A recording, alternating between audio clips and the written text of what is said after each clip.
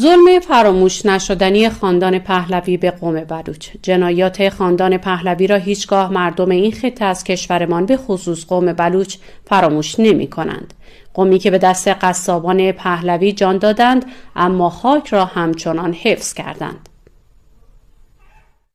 وقتی قصاب‌ها در پهلوی نشان افتخار می‌گیرند، قصاب‌هایی که به دستور رضاشاه روی دویدن اجساد بی‌سر در لرستان شرط بندی و همزمان در بلوچستان بلوچ‌ها را قتل عام می‌کردند. جنایتکاران زیادی فعالیت می‌کردند که به دلیل جنایت‌های زیادی که داشتند به قصاب مشهور شدند.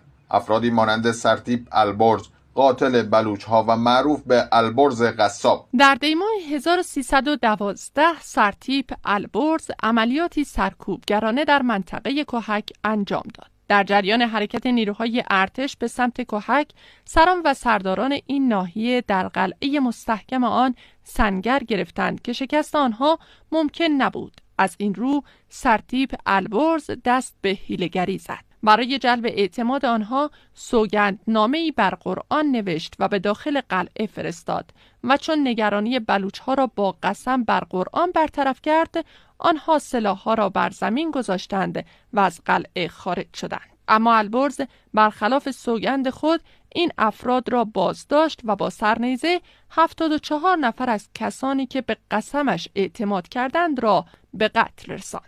کار تا جایی پیش رفت که خیلی ها مجبور